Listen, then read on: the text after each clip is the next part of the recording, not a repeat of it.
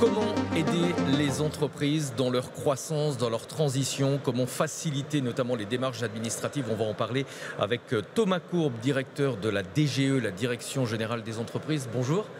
Merci d'être avec nous. La Direction Générale des Entreprises, elle est à l'origine notamment du programme Étincelle pour accompagner les PME qui ont à la fois la volonté, l'ambition de devenir des ETI. On va en parler dans un instant. D'abord, quelques mots sur les changements, les transitions, qu'elles soient numériques, environnementales, qui sont parfois souhaitées, mais aussi subies par les TPE, les PME. Ça, c'est une réalité. Oui, c'est une réalité et l'État doit accompagner ces entreprises dans cette transition. D'abord sur le plan financier, parce que ces transitions, elles ont un coût. Nous mettons en œuvre des financements pour la transition écologique. Par exemple, en tout, on a 2,3 milliards par an qui sont dédiés à la transition écologique des PME, TPE. Pour la transition numérique également. Et on a, en 2020-2021, mené un programme d'équipement des PME industrielles en numérique. On a eu 3 milliards d'investissements en tout. Presque un tiers des PME industrielles françaises ont bénéficié de ce programme, donc c'était très structurel. Et puis on veut aussi que dans ces transitions, les PME françaises offrent des solutions de transition. Et on a très récemment communiqué sur le crédit d'impôt industrie verte, dont bénéficient des PME pour produire les équipements de la transition. Mais qu'est-ce qui freine généralement les entreprises dans ces transitions?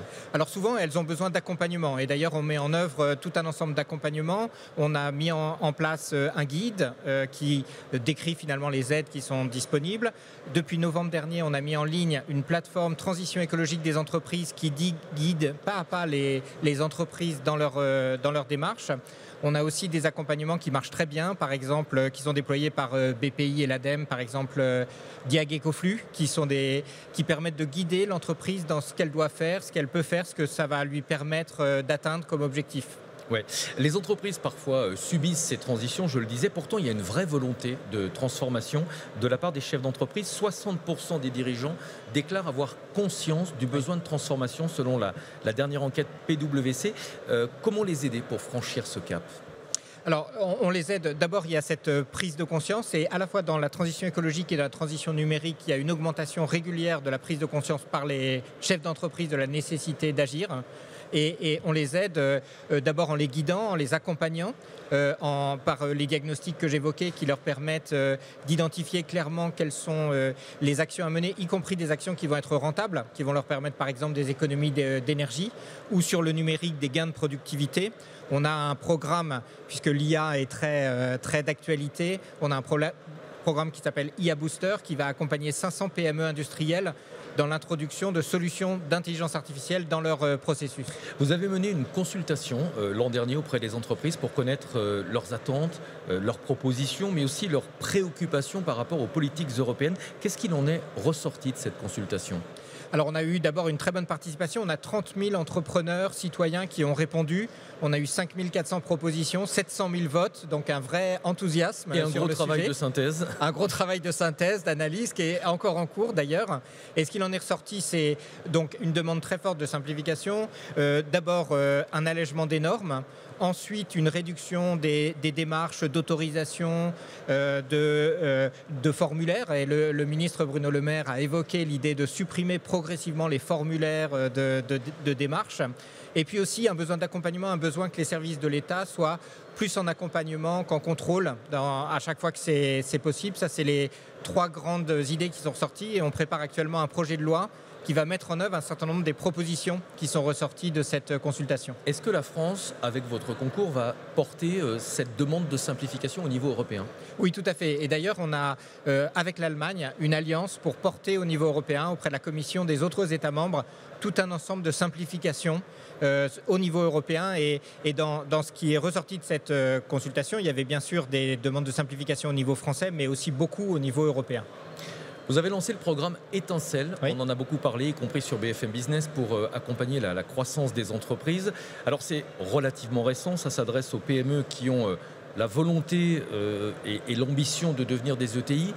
Comment ça fonctionne ? À qui est-ce que ça s'adresse ? Est-ce que toutes les entreprises peuvent faire partie de ce programme ?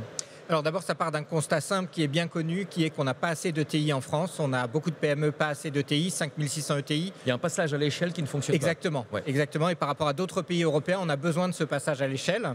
Alors les conditions, c'est en fait, on essaye d'avoir un programme crédible, c'est-à-dire qu'on sélectionne des PME dont il est raisonnable de penser qu'elles peuvent atteindre le statut d'ETI d'ici 2027. Donc il y a une question évidemment de volonté des dirigeants, vous l'avez dit, et puis quand même d'une certaine taille déjà qui permet que l'atteinte du statut d'ETI soit accessible. Oui, il faut que ce soit réaliste. Il y a une sélection, il y a des conditions à remplir. Oui, alors il y a ces conditions d'abord de potentiel, après une volonté de faire, et c'est l'essentiel. C'est important, hein. Oui, la volonté. Absolument. Et c'est d'ailleurs, j'allais le dire, c'est le critère principal en fait sur lequel on sélectionne à partir du moment où c'est réaliste, comme vous le disiez à l'instant. Comment se déroule l'accompagnement ? Alors, l'accompagnement, c'est d'abord très concret, il faut que ce soit très opérationnel. La première chose, c'est qu'on désigne pour l'entreprise un correspondant unique, qui est en général dans la même région qu'elle, et qui va prendre en charge en fait tout l'accompagnement auprès d'elle. C'est quelqu'un de la direction générale des entreprises ? Voilà. Est-ce que c'est un pair d'une autre entreprise ? Non, alors, on a choisi, le programme, il vise notamment à accompagner les entreprises dans tous leurs sujets de relation avec l'État, dans leurs besoins de développement, d'accompagnement avec l'État. Et donc, on a choisi de prendre quelqu'un de la direction générale des entreprises dans les régions. On a un réseau déconcentré. Et donc, c'est quelqu'un dans les services économiques de l'État en région qui dépend de la DGE, qui est désigné et qui ensuite, lui, il anime un réseau de 50 correspondants qui sont dans les différentes administrations, dans les organismes publics. Et donc, quand l'entreprise va avoir un besoin, il y aura toujours un correspondant qui pourra être actionné par cet interlocuteur unique et qui pourra résoudre le problème de l'entreprise. Le rôle de ce correspondant, de ce maillage régional, c'est vraiment le partage d'informations. Oui, c'est ça. Il y a à la fois résoudre des problèmes très concrètement, hein, aider l'entreprise face à des difficultés qu'elle peut avoir. Et puis aussi, on essaye de créer des dynamiques locales avec des échanges de bonnes pratiques, des rencontres avec les ETI. Beaucoup des PME qui participent à Étincelle nous disent que les rencontres qu'on organise avec des ETI, donc qui sont leur cible finalement, fonctionnent très bien, sont très utiles. Et ça nous aide aussi d'ailleurs c'est un retour d'expérience pour améliorer nos politiques publiques aussi. Est-ce que le partage d'informations, les rencontres régionales dont vous parlez, les webinaires ont aussi pour objectif d'aider les entreprises à trouver des financements ? On sait que c'est parfois compliqué, ça l'est plus évidemment depuis la remontée des taux, trouver des financements. Oui. C'est aussi l'objectif ? Absolument, ça fait partie. Et sur l'ensemble des financements, c'est-à-dire soit les financements que j'évoquais tout à l'heure sur la transition écologique, soit des financements de développement plus classiques ou des aides. Par exemple, dans le cadre du programme France 2030, qui est un programme qui aide les entreprises à innover, à lancer de nouveaux produits. Donc c'est toute cette gamme de financements. Ces rencontres permettent d'y voir plus clair et d'être guidés. Alors ce programme Étincelle, il a un objectif chiffré, transformer 500 PME prometteuses en ETI à l'horizon 2027. Finalement, il y aura une sélection assez forte. Quand on voit le nombre de PME en France et 500 qui vont être retenues, il va falloir séduire, il va falloir montrer qu'il y a une vraie volonté. Combien de dossiers vous avez reçus pour l'instant ? Alors on en a reçu plusieurs centaines, on en a sélectionné 100. Et on est en train de faire une nouvelle promotion de 50 et on aura une promotion de 50 tous les 6 mois. Vous avez raison, c'est assez sélectif et en même temps on incite les PME à candidater. Donc je lance cet appel à candidater quand vous avez une certaine taille, cette volonté de grandir. N'hésitez pas à candidater auprès de nous. Info très pratique, où est-ce qu'on dépose sa candidature ? Alors, évidemment, sur le site internet de la DGE, mais vous pouvez, pour ceux qui sont à Global Industries, vous pouvez visiter le stand de la DGE à Global Industries, qui est tout près d'ici, et dans lequel des agents pourront vous conseiller. La direction générale des entreprises est rattachée au ministère de l'économie, donc à Bercy, mais vous êtes très déployé sur les territoires, très déployé en région. L'objectif, c'est d'être au plus proche des entreprises. Ça, vous insistez beaucoup sur ce maillage. Tout à fait. On a un réseau important de correspondants qui sont directement nos agents dans les régions. Et puis on s'appuie aussi beaucoup sur tout un ensemble d'opérateurs, BPI France bien sûr, l'ADEME, les chambres consulaires aussi. Et donc on a, y compris avec tous ces opérateurs, un maillage extrêmement fin.